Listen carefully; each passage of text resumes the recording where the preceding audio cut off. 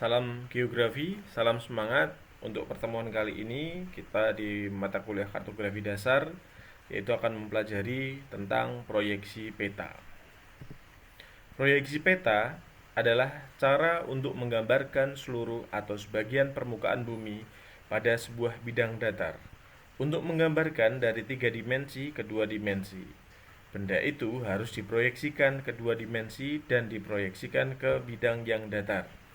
Proyeksi demikian ini juga berlaku untuk memindahkan letak-letak titik permukaan bumi ke bidang datar dan disebut proyeksi peta. Proyeksi peta adalah cara menggambarkan garis-garis paralel, meridian, dan garis globe ke kertas dasar. Karena ketika peta dibawa dalam bentuk bulat atau globe akan sangat sulit dibawa. Maka dibuatlah proyeksi dan membuat peta berbentuk seperti lembaran-lembaran yang mudah dibawa. Artinya, proyeksi merupakan suatu sistem yang memberikan hubungan antara posisi titik-titik di bumi di peta. Proyeksi peta merupakan pemindahan bentuk lengkung ke bidang datar. Jadi kita akan lihat A ini adalah kondisi A, B, B. Realitanya di lapangan adalah melengkung, sedangkan C dan D itu adalah datar. Sedangkan sumbu X dan Y seperti itu, dan maka dibuat datar. Ini adalah proyeksi. Globe dan irisan globe yang dibuka menjadi bidang datar. Jadi globe itu ibaratnya seperti jeruk. Ketika dikupas maka dia membentuk seperti pembagian garis melintang dan garis bujur. Dalam membuat proyeksi ada 3 sifat yang harus diperhatikan. Yang pertama adalah conform. Bentuk daerah dipertahankan sehingga sudut-sudut pada peta dipertahankan sama dengan sudut-sudut di muka bumi. Yang kedua adalah ekuivalen. Luas daerah dipertahankan. Luas pada peta setelah disesuaikan dengan skala peta. Luas di peta asli pada muka bumi. Jadi real. Selanjutnya yang ketiga, equidistant. Jarak antara titik di peta setelah disesuaikan dengan skala peta sama dengan jarak asli di muka bumi. Bidang. Proyeksi pada bidang datar atau azimuthal projection. Yang kedua adalah proyeksi pada bidang kerucut, conical projection. Yang ketiga adalah proyeksi pada bidang silinder atau cylindrical projection atau proyeksi tabung. Itu juga sama kurang lebih. Proyeksi azimutal, proyeksi di permukaan bola bumi ke bidang datar. Bidang datar itu menyinggung bagian bola bumi. Titik singgung antara permukaan bola bumi dan bidang datar dapat terletak pada kutub ekuator antara kutub dan ekuator. Misalnya, kita akan memproyeksikan garis-garis meridian dan garis-garis lintang. Jika titik singgung antara bidang datar dan permukaan bola bumi terletak di kutub utara, setelah diproyeksikan garis lintang tampak sebagai lingkaran konsentris yang mengelilingi kutub. Garis meridian tampak sebagai garis lurus yang berpusat di kutub dengan sudut yang sama.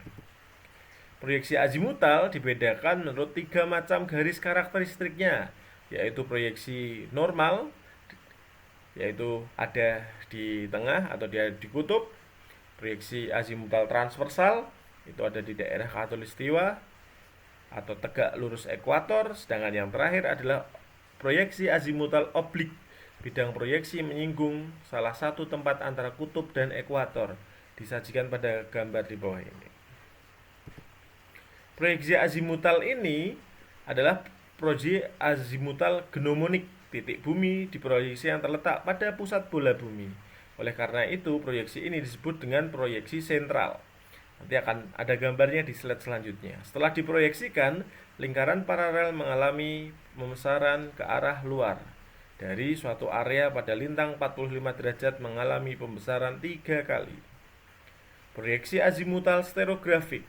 Titik sumbu proyeksi di kutub yang berlawanan dengan titik singgung bidang proyeksi kutub bola bumi. Jarak paralel tergambar semakin membesar ke arah luar. Sedangkan yang ketiga adalah proyeksi azimutal ortografik. Titik sumber proyeksinya terletak tak terhingga sehingga sinar proyeksi merupakan garis-garis yang sejajar. Jarak antara lingkaran garis lintang semakin mengecil bila semakin jauh dari pusat. Proyeksi azimutal atau zenital yaitu bidang proyeksinya bidang datar. Yang paling cocok digunakan adalah di daerah kutub utara maupun di kutub selatan. Proyeksi kerucut adalah proyeksi permukaan bola murni pada kerucut yang menyinggung sepanjang satu lingkaran kemudian dibuka. Apabila kerucut tersebut normal, garis singgung antara kerucut dan permukaan bola bumi akan berupa suatu paralel yang disebut dengan paralel standar. Kerucut yang menyinggung permukaan bola bumi disebut tangen atau tangensial terhadap bola bumi. Pada tangensial, ini hanya terdapat satu garis, satu paralel. Kerucut yang memotong di permukaan bola bumi disebut scan terhadap bola bumi. Pada scan ini terdapat dua paralel, pada scan dan dua paralel. Ini adalah bagian dari tangen. Ini adalah scan, central meridian, standar, paralel.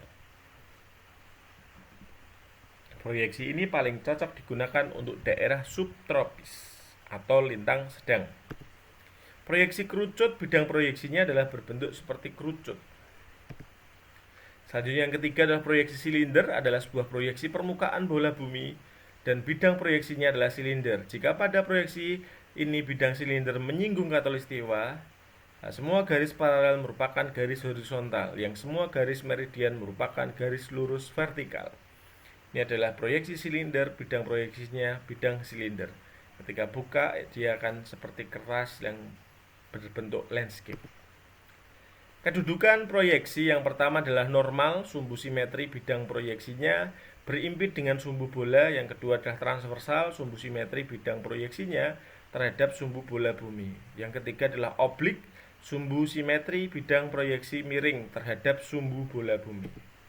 Ini adalah contohnya, ini adalah normal, dia silinder normal maka lurus, yang selanjutnya adalah transversal, terus oblik itu adalah miring. Terus selanjutnya adalah conical projection, cylindrical projection, dan azimutal projection. Ini adalah permukaan bumi yang digambarkan dengan proyeksi. Jadi sudutnya ini ada normal, ada transversal, ada miring atau sering disebut dengan oblik. Di sini jenis proyeksinya ada azimutal, kerucut, dan silinder. Merubah bidang lengkung menjadi bidang datar, jadi bentuknya seperti ini. Jadi untuk daerah azimutal atau zenital ini paling cocok adalah daerah kutub utara dan kutub selatan, sedangkan kerucut paling cocok adalah di di daerah subtropis atau lintang sedang, sedangkan silinder itu paling cocok adalah di daerah khatulistiwa atau daerah 0 derajat. Distorsi pattern, jadi kalau kita lihat distorsi pattern bentuknya adalah seperti ini, ada lintang dan bujurnya, tentunya ini adalah 90 derajat atau sering disebut dengan lintang tinggi, azimutal.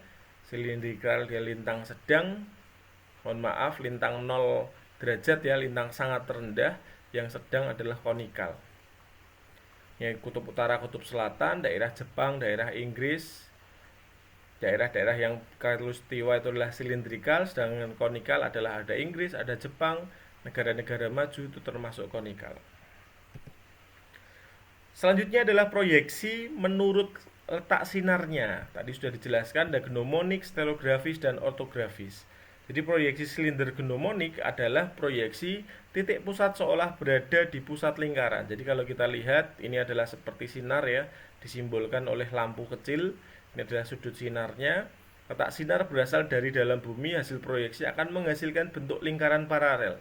Makin keluar makin mengalami pembesaran hingga wilayah ekuator. Jadi yang paling bagus adalah daerah khatulistiwa.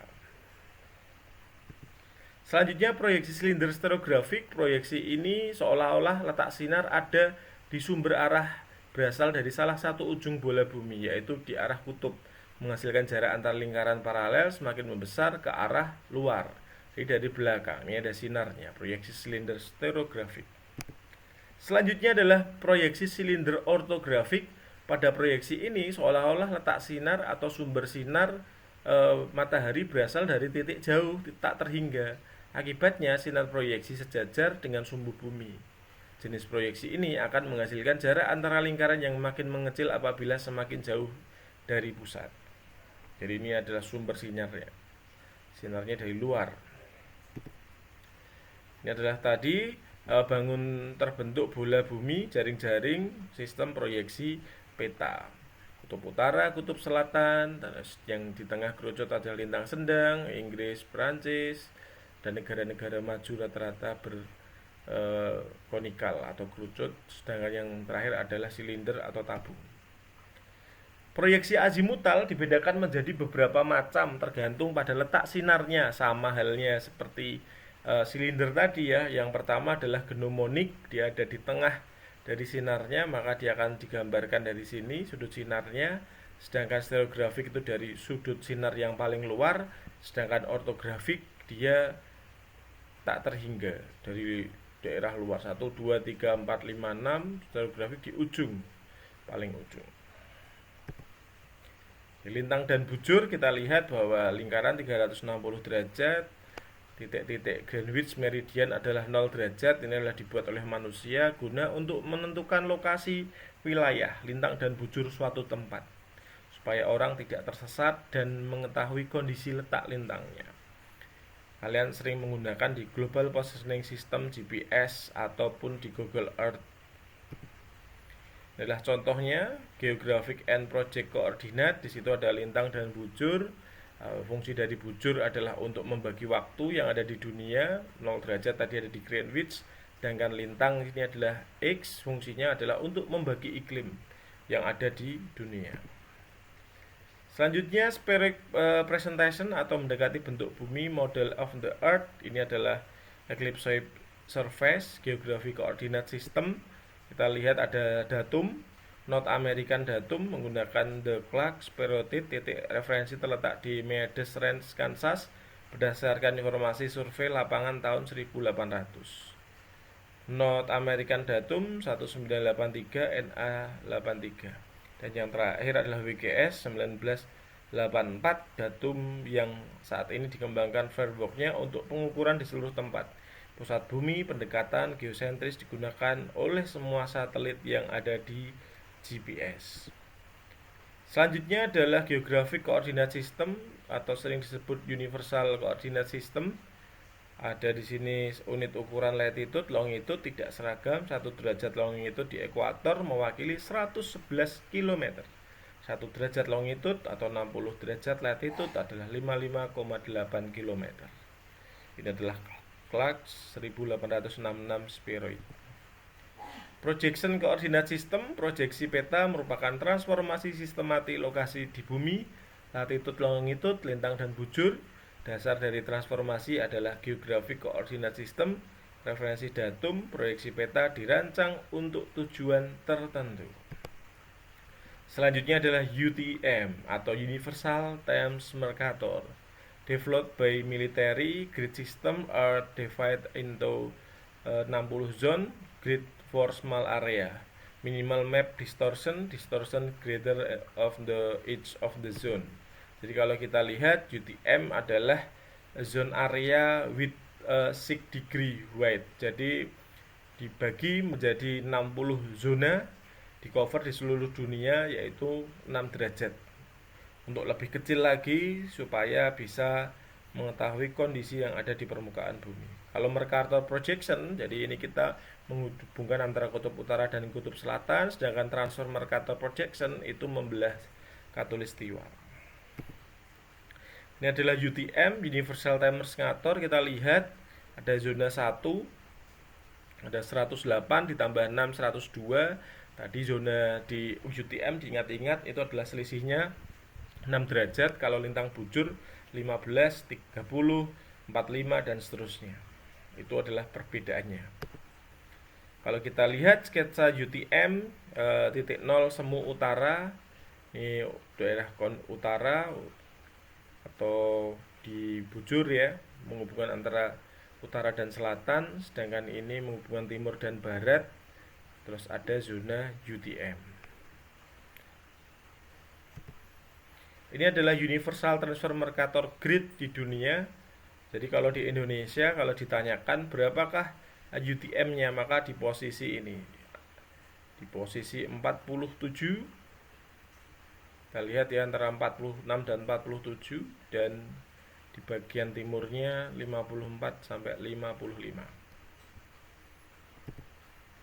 Pembagian zona UTM wilayah Indonesia. Jadi kita lihat tadi ya, 46 sampai 47, 53 sampai 54. Terima kasih. Demikian, kalau ada pertanyaan bisa ditanyakan di kolom komentar atau di WhatsApp grup. Semoga ilmunya bermanfaat. Sekian. Wassalamualaikum warahmatullahi wabarakatuh. Tetap semangat. Salam geografi.